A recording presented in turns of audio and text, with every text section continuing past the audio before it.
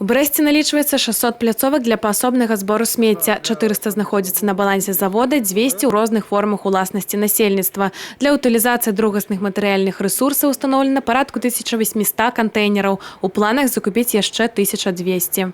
Наше предприятие в 2015 году приняло на баланс свой контейнерной площадки, находящиеся в ведении КУП ЖРЭО города Бреста. Приняли мы их порядка 430.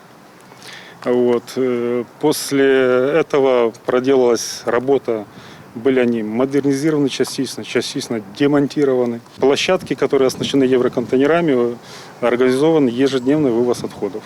Другасныя бытавыя рэсурсы таксама выводзяцца ў адпаведнасці з графікам. Пластик, папера раз у тыдзень, шкло раз у дзень. Если сбор осуществляется сразу на месте, в контейнера, вторичные материальные ресурсы более чистые. То есть и реализация их намного упрощается для мусороперерабатывающего завода.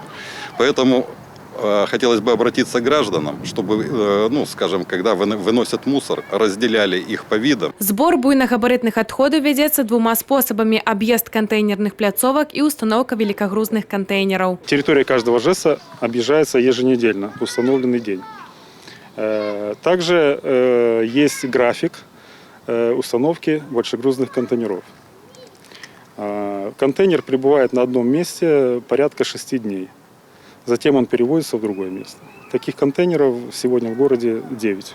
Таксама жыхары Брэста могуць прывезці буйнагабарытныя адходы самастойна на прыёмны пункт на безвыплатнай аснове. Яшчэ одна праблема – інвазіўныя віды раслін. Да іх адносіцца і сумнік канадскі. Раней гэтую расліну выкарыстоўвалі для дэкору.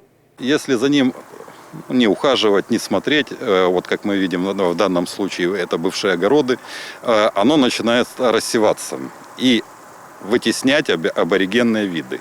Если для человека, в принципе, оно не опасно, то для нашего биоразнообразия это является большой проблемой. Один способ борьбы с сумником – знішчэнне. Олеся Семеновская, Александр Сивицкий, телерадиокомпания «Брест».